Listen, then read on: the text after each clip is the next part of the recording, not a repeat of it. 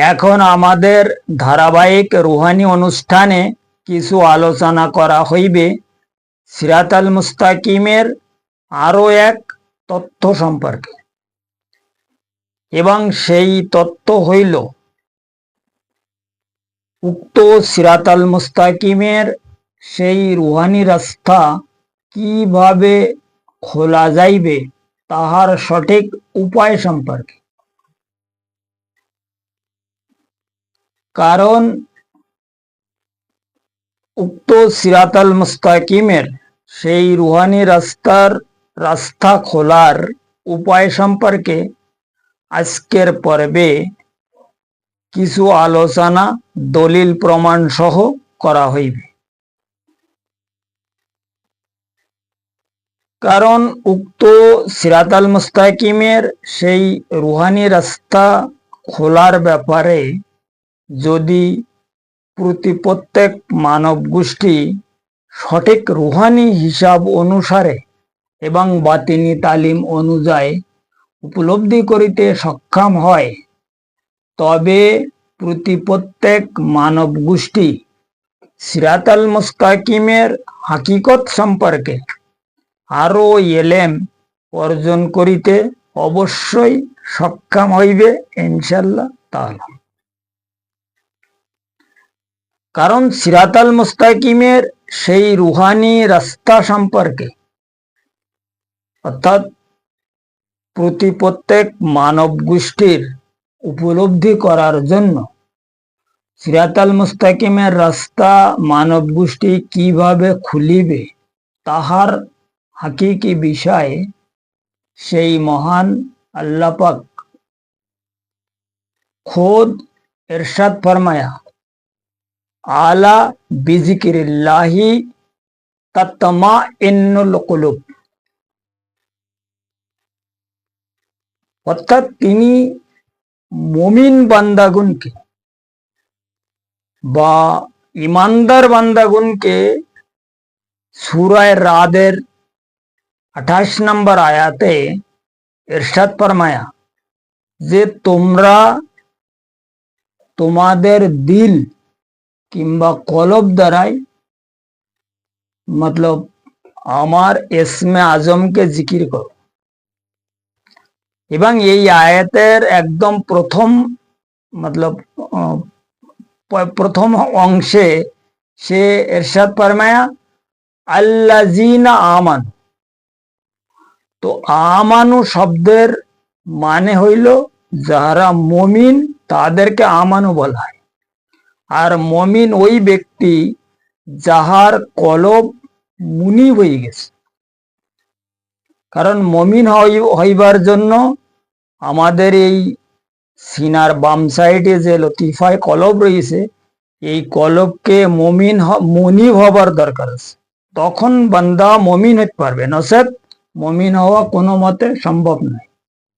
কারণ সর্বপ্রথম কলব হইল যে কলব, এই কলবের মধ্যে 4টে রূহ রয়েছে, এবং এই 4টে রূহ হচ্ছে ফেরেশতাদের রূহ।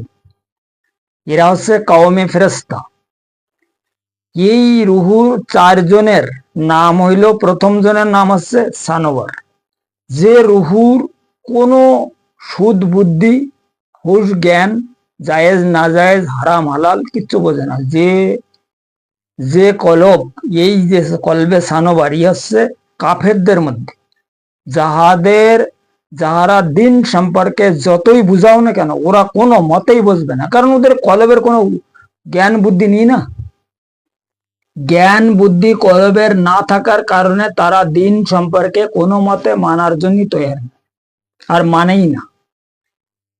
কারণ ও কলবে সানোয়ার নাদান বলিয়া ওকে মতলব শয়তান কবজা করিতে সক্ষম হয়েছে। নাইতে কলবে সানোয়ারের যদি এলেম থাকতো, যদি ওর কোনো হুশতাল থাকতো, তো কোনো সমাজ জন্য শয়তান তার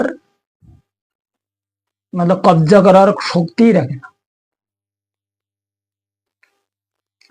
কারণ সানোয়ার কিরকম ধরনের নাদান, যেমন কোনো বাচ্চা যদি ওই কোনো জায়গায় বসিয়ে থাকে বা ওর চলার ক্ষমতা নেই, ওই জায়গায় যদি কেউ রাস্তায় বা রোডে সবাই রাখে, তো ওই সময় যদি কোনো গাড়ি আসে, তো ওই বাচ্চা তো জানে না যে ওই গাড়ি আমার উপর উঠে যাবে, গেলে আমি মরে যাব। গাড়ি যদি আমার উপর চড়িয়ে যায়, গাড়ি আমার উপরে যদি স্পিডে বেগে এসে যায়, তাহলে আমি তো মরে যাব। কিন্তু ও জানে না, ও চুপচাপ ওখানে বসে থাকে, ওখানে সরও নাও, কারণ ওর তো কোনো বুদ্ধি নেই না, হুশ তাল কিচ্ছু নেই না। গাড়ি কেন, ওখানে যদি কোনো সাপ আসে, যা কোনো বাঘ আসে, তারপরেও ও ওখানে মোটো কোনো মতে হেলবে না, কারণ ও তো এসব বোঝে না যে কিভাবে মানুষ মরে, কিভাবে বাঁচে, কিভাবে মানুষের উপরে বিপদ হয়। ওই গাড়ি যখন ও সাপ বাঘ যখন তার উপর আক্রমণ করবে, তা তার উপর বিপদ হয়ে যাবে, এই বিপদ সম্পর্কে তো কিছু জানেই না, তবু তো ওই যে বসেই থাকবে না। তা কলবে সানোবার হচ্ছে ঠিক তদরূপ ব্যাপার। এর পরে যখন বান্দা কামেল মুর্শিদের তালিম টিচিং এর মাধ্যমে এই সানোবারকে সেলিম বানাতে পারে, সেলিম, তখন কিন্তু ওই ব্যক্তি ইমানদার হিসাবে গণ্য হয়ে। তাই এই আয়াতের প্রথম নম্বরে বলি যে আল্লাযিনা আমানু, কারণ ইমানদার আমি তাদেরকে মানি যারা, যাদের দিল বা কলব জিকির করে, মুখ জবানি জিকিরের যারা জিকির করে, মুখ জবানি যারা ইবাদত করে, এদেরকে এই আয়াতে আল্লাহ বলতে চাচ্ছে যে আমি তাহাদের ইমানদার মানি না।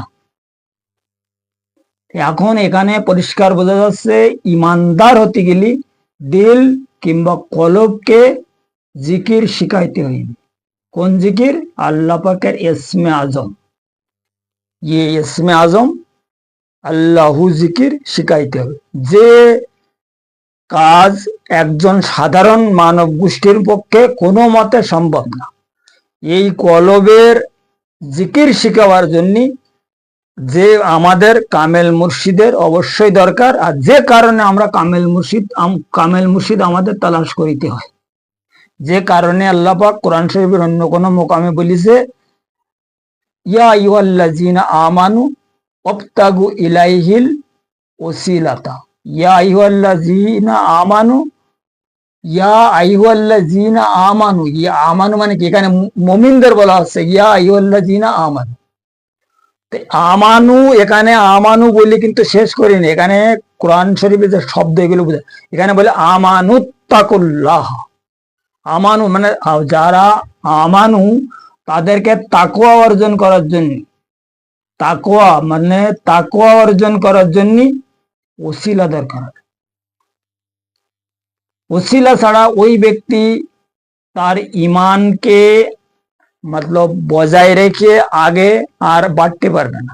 কারণ ইমানদার হওয়া মানে কলব কেবল সেলিম হওয়া, কিন্তু যদি তুমি মানে মুনিব বানাতে চাও কলবকে, তোমাকে তাকওয়া অর্জন করতে হবে, এবং তাকওয়া অর্জন করার জন্য ওসিলার দরকার। তা এখানে এই জন্য এই আয়াতের লাস্টের দিকে বলেছে ইলাল ওসিলাতা ওয়া জাহিদুল ফি সাবিলিল্লাহি লাআল্লাকুম তুফলিহুন। সূরা মাইদা 35 নম্বর আয়াতের মধ্যে আল্লাহ পাক মানুষের কিছু কিছু কথা একদম খুলে খুলে বলে দিয়েছে, যদি মানুষ বোঝার চেষ্টা করে। কারণ কোরআনকে তো আমরা বোঝার চেষ্টাই করিনি, কোরআন শরীফ আমরা কেবল পড়তেছি আর চুম্মু খাচ্ছি আর ওপরে রেখে দিচ্ছি, কিন্তু আসলে কোরআন শরীফের মধ্যে আল্লাহ পাক কি বলে দিয়েছে, আর ওখানে আমাদের আসলে মতলব কোরআন থেকে আমাদের কি সংগ্রহ করতে বলেছে, এ সম্পর্কে তো আমরা মোটেও কোনো ব্যক্তি তালাশ করি না। কথা বুঝছেন? তো এই কলবে সানোবার থেকে সেলিম, আর সেলিম থেকে যখন মুনিব করা যাবে, তখন একজন ব্যক্তি মুমিনের স্তর পাবে। এ ব্যাপারে তো কিছুটা এখন বোঝা গেল। এখন আজকের আলোচনার মেন বিষয় হইল কি, সিরাতাল মুস্তাকিমের রাস্তা কিভাবে খুলবে এবং খোলা যাবে। যতক্ষণ পর্যন্ত কোনো রাস্তা না খুলবে তো ওই রাস্তা চলা যাবে না। না, এই সিরাতাল মুস্তাকিমের যে মেন রাস্তা, এই রাস্তা তো আমাদের এই দিল থেকে খুলবে না। তো এই দিলের মধ্যে যে কলব আছে, ওই কলবকে যখন সওয়াল করা যাবে, ও যখন সানোবার থেকে সেলিম হবে, সেলিম হওয়ার পরে বাইরে বেরোবে, এরপরে চলতে চলতে মনিব হবে, তারপরে শহীদ হবে, তো সিরাতাল মুস্তাকিমের রাস্তা ফুলফিল ভাবে ও পেয়ে যাবে। তো সিরাত আল মুস্তাকিমের রাস্তা পাওয়ার জন্য যে কলবের যে মতলব যে রুট দরকার ওর, তো ওই কলবের তো প্রথমে শয়তান ওখানে কবজা করিয়ে 1,80,000 জাল দিয়ে বন্দি করে বসে আছে না। এখন এই জালকে কাটা হচ্ছে সিরাত আল মুস্তাকিমের রাস্তা খোলার ব্যবস্থা করা।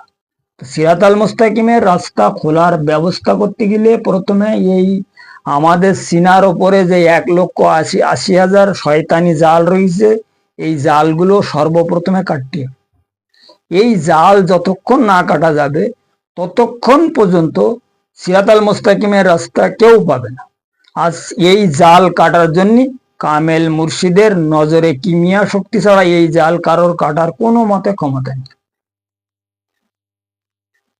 কারণ এই যে জাল, এই আলমে নাসুতি জাল, এটাকে কামেল মুর্শিদের অবশ্যই দরকার।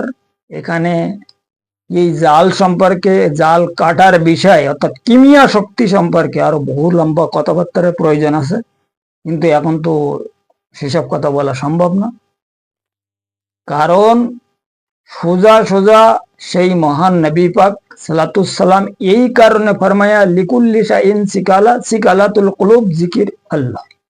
কারণ উনি বলেছে যে তোমরা যেমন প্রত্যেক বস্তুকে সাফাই করার কোনো না কোনো ব্যবস্থা বা নিয়ম পদ্ধতি রয়েছে তোমাদের কাছে আছে, ঠিক তোমাদের সিনার মধ্যে ওই দিলকে সাফাই করার জন্য একমাত্র নিয়ম পদ্ধতি হইল সেই মহান আল্লাহ পাকের এই ইসমে আজম।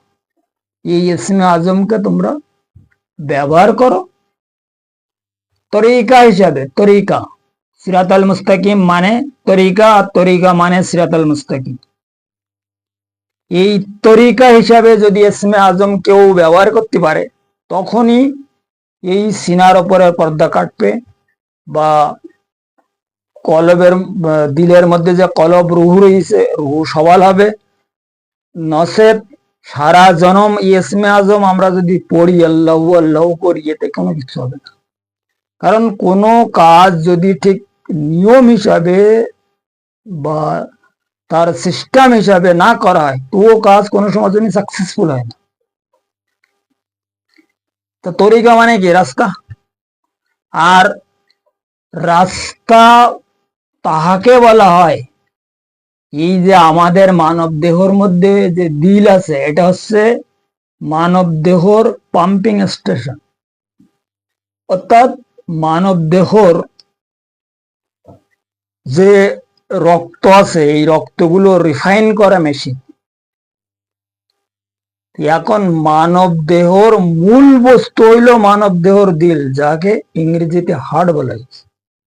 এই দিলকে যদি সবাল করা যায়, বা যার হার্ট আসলে সবাল আছে, তার কিন্তু চাল চলন ব্যবহার সেবার অন্যরকম থাকে। কথা বোঝা গেছে?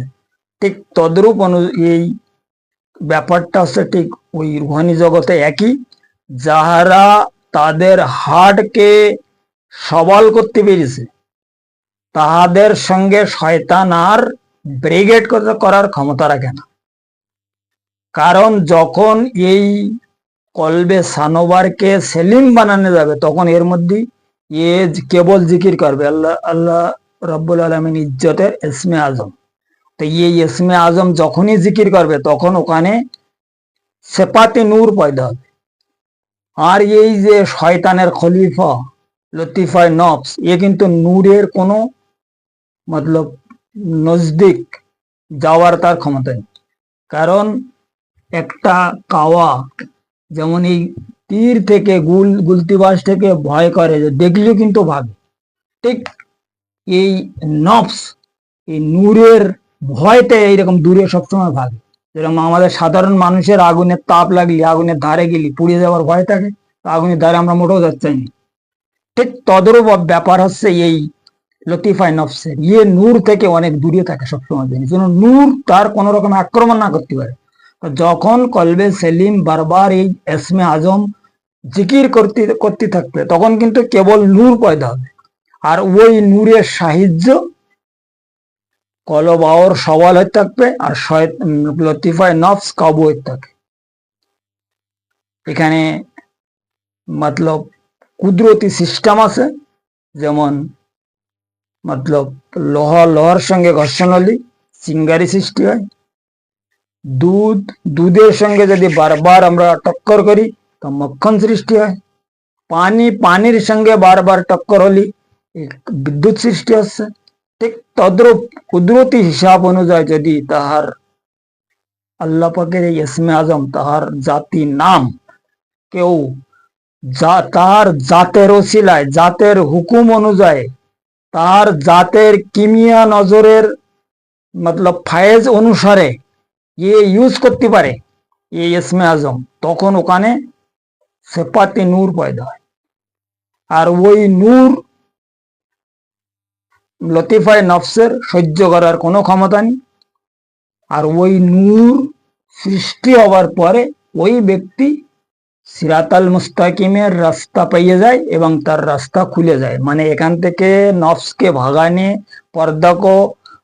পর্দাকে জ্বালানের পরে এই যে পর্দা রয়েছে আমাদের সিনার উপরে 1,80,000, এই পর্দা যখন কেটে যায় আর নফস যখন ওখান থেকে চলে যায়, তখন সিরাতাল মুস্তাকিমের রাস্তা খুলে গেল।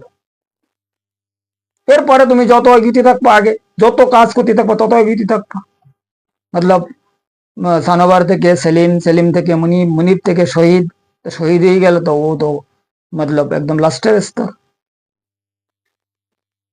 তাই নবী পাক সালাতুসালাম এক হাদিসে ফরমায়া যে কলমা তৈয়ব হচ্ছে একটা গাছের মতো, যাহার শিকড় রয়েছে মুমিন বান্দাদের এই কলবে, সিনার মধ্যে, সিনার মধ্যে মানে কলবে, আর এর ডালপালা আসমানের ওপরে আরশে আজিম পর্যন্ত পৌঁছে গেছে। এই হচ্ছে সিরাতাল মুস্তাকিমের রাস্তা খোলার একমাত্র মূল ব্যবস্থা বা মূল উপায়। এই জন্য আজকের পর্বে সিরাতাল মুস্তাকিমের রাস্তা খোলার বিষয় কিছু আলোচনা করা হইল। আমার মনে হয় প্রত্যেক ব্যক্তি বোঝার জন্য কিছুটা সক্ষম হয়ে আছে। এবং আসল কথা হইল যে সিনার মধ্যে যে দিল আছে, দিলের মধ্যে যে কলব আছে, কলব রুহু, এই রুহুকে প্রকাশ করার পরে সিরাতাল মুস্তাকিমের রাস্তা খুলে যায়। এই হইল মূল কথা। যাই হোক, আজকে আমার মনে হয় বহুত দূরে এসে গেছি আমরা। আজকের পর্বের আলোচনা এই পর্যন্ত রাখা হইল। আগামী পর্বে সিরাতাল মুস্তাকিমের আরো বিষয় কিছু আলোচনা দলিল প্রমাণ সহ করা হইবে, যদি মুর্শিদ দয়া ফরমায় ইনশাল্লাহ তাআলা।